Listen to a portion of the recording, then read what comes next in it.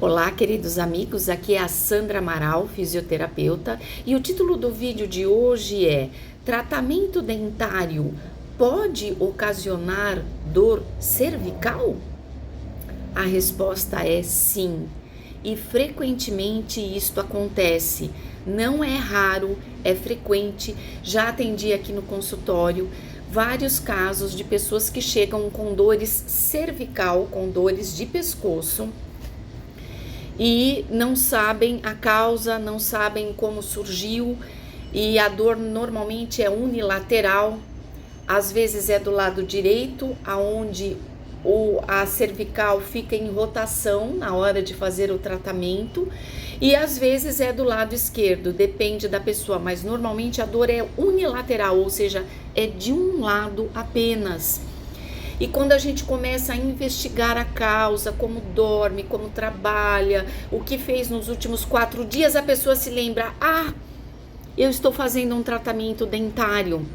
Eu fico 2 horas, às vezes 2 vezes por semana, na cadeira do dentista, com uma extensão cervical, né? Quando você inclina a cabeça para trás, e uma rotação, para que o dentista tenha acesso à área bucal onde ele precisa fazer o trabalho dele. E aí a pessoa volta para casa, fica bem, tá? Às vezes está sob o efeito de alguma anestesia que recebeu lá, de antibióticos, de medicamentos, não percebe a dor. Quando esses efeitos medicamentosos passam, a pessoa percebe que está com muita dor cervical e não relaciona a causa, o efeito à causa, ou seja, o sintoma de dor à causa, que foi o dentista. Aí vai fazer ressonância magnética e vai tomar anti-inflamatórios, e vem aquela angústia de saber: eu tô com tumor, eu tô com uma hérnia, e às vezes é uma coisa simples. É por isso que investigar a causa do problema, investigar da onde vem a dor, é muito libertador para o fisioterapeuta que está atendendo e sabe de onde vem a causa, então não precisa ter aquela preocupação demasiada de fazer um monte de exames de imagem, e para o próprio paciente que fala: bom, então se eu quiser eu faço os exames que eu achar que tem que fazer, que meu médico achar que tem que fazer, ok, mas a pessoa se tranquiliza dizendo: não, eu só vou fazer o exame se a dor não melhorar, porque tá na cara que foi porque eu fiquei 2 horas no dentista. Então, por que isso acontece?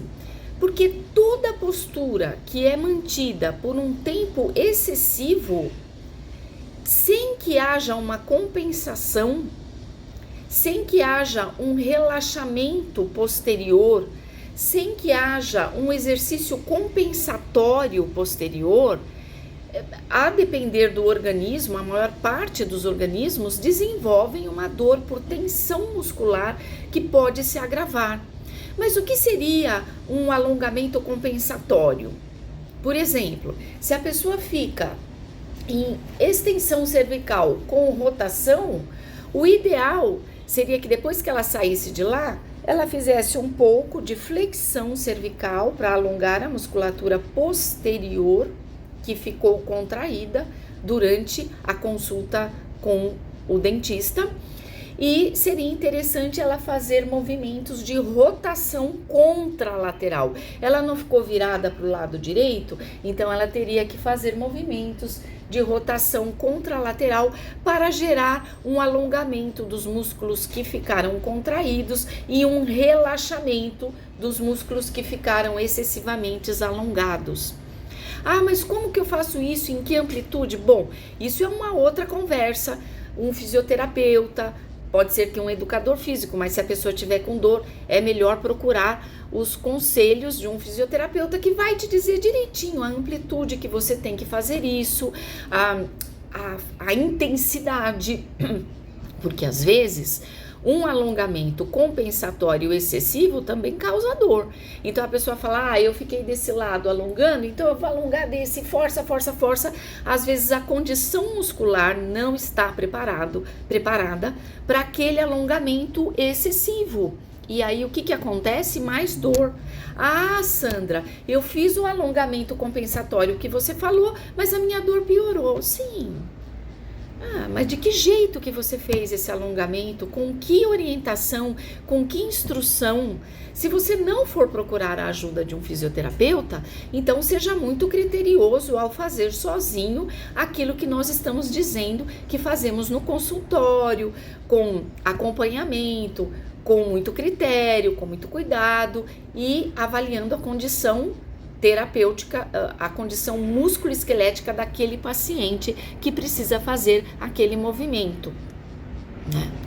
A gente não dá um desenhinho de um bonequinho alongando e fala faça. Não, porque eu preciso saber como que é a sua condição muscular para fazer aquele movimento. Então, existe uma série de critérios para que a gente prescreva um exercício terapêutico. O vídeo aqui a gente só está conversando da onde que vem a causa de algumas dores cervicais e quais são as possibilidades dela melhorar. Você pode até tentar sozinho, mas se não funcionar, não desanime. Procure uma ajuda profissional, porque às vezes a pessoa está fazendo de uma forma que precisa ser corrigida, não é? Então, o fisioterapeuta é o profissional que estuda biomecânica, estuda amplitude de movimento, ele estuda uma série de coisas para poder orientar corretamente essa situação. Mas então, muitos tratamentos dentários podem ocasionar dores cervicais, dores de pescoço, tanto do lado direito quanto do lado esquerdo. E eu queria mostrar aqui para vocês algumas ilustrações do porquê isto acontece. Então, veja só, ao fazer uma rotação cervical, você tem músculos muito profundos, várias camadas de músculos. O digástrico, é um dos mais profundos, ele está diretamente ligado às vértebras e ele se mantém contraído quando a rotação é mantida. Então, imagine o gasto energético que tem esse músculo ao se manter desta forma. Note que ele está ligado diretamente nas vértebras e que ele, por sua vez, também pode ser pressionado diante de uma protrusão discal, o disco que existe entre uma vértebra e outra. Ele pode ser, vamos dizer assim, sofrer uma impressão. A gente fala, quando o disco intervertebral faz uma migração, ele provoca uma protrusão e ele pode pinçar, vamos dizer assim, fazer uma impressão, popularmente falando, cutucar os nervos deste músculo, causando dor. Uma dor que a pessoa pode pensar que é um problema mais sério, como uma hérnia discal, e é um espasmo e uma protrusão que às vezes é temporária. Uma protrusão que se resolve sozinha ao fazer o alongamento para o outro lado, contralateral, por exemplo, ou outras técnicas manuais também. Nessa outra imagem aqui, a gente vê, além do digástrico, o esternocleidomastoideu, que ele nasce aqui, ó, atrás da orelha, no processo mastoide, e ele vem até a clavícula. Esse músculo também é muito solicitado nessas posições de longas horas com rotação lateral da cabeça. E ele pode entrar em espasmo ou sofrer um equilíbrio temporário de encurtamento por causa dessa posição. Veja aqui, por exemplo, algumas manobras que utilizamos, não apenas alongamentos compensatórios, mas manobras de digitopressão e de liberação miofacial nos pontos de inserção e, às vezes, nos pontos de origem do músculo acometido, para que a gente possa, então, ter um desbloqueio energético, uma melhora do fluxo sanguíneo e uma descompressão nervosa, que pode estar causando a dor. Estas manobras exigem técnica apurada para que não ocasione mais uma lesão no paciente, né? Então, são técnicas que, muito bem utilizadas, provocam um grande alívio na sintomatologia muscular álgica, né, de dor deste paciente. Só para vocês terem mais uma ideia, veja que essa rotação cervical, olha as estruturas que ela também pode, se mantida por longo tempo, comprimir ou provocar algum tipo de alteração. Aqui, essa estrutura amarela é o plexo braquial, ou seja, é um conjunto de nervos importantes que passam nessa região, e essa outra estrutura aqui, em vermelho, é a artéria subclávia. Então, imagine o fluxo sanguíneo sendo diminuído por causa de uma rotação cervical mantida por muito tempo, ou nervos sendo pinçados e pressionados, provocando dores de orelha, de cabeça, de braço, de peito. Só mais um exemplo. Veja que nós temos aqui os músculos escalenos. Vocês estão vendo que nós temos várias camadas de músculos, né?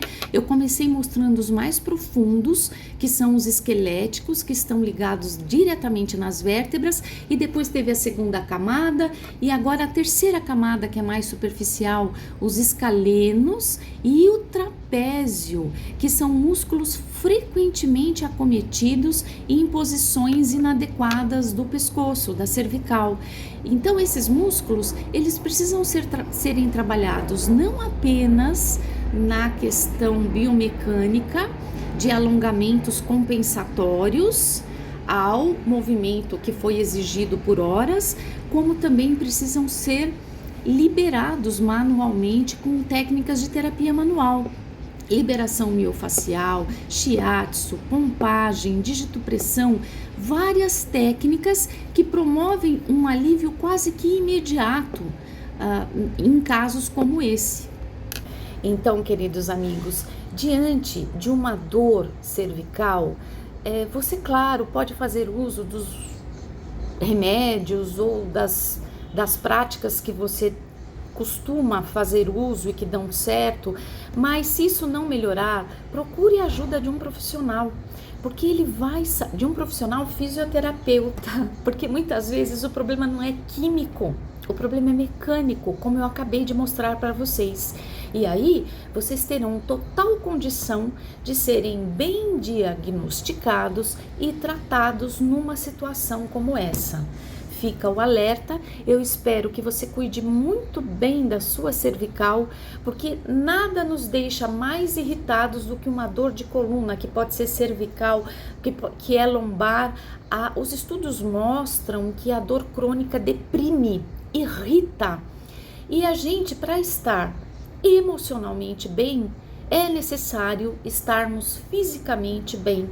Eu espero que você cuide muito bem do seu corpo e da sua vida. Se esse vídeo foi útil para você, dê um like, compartilhe, comente, siga-nos nas redes sociais. Muito obrigada pela sua atenção e até o nosso próximo vídeo. Até lá!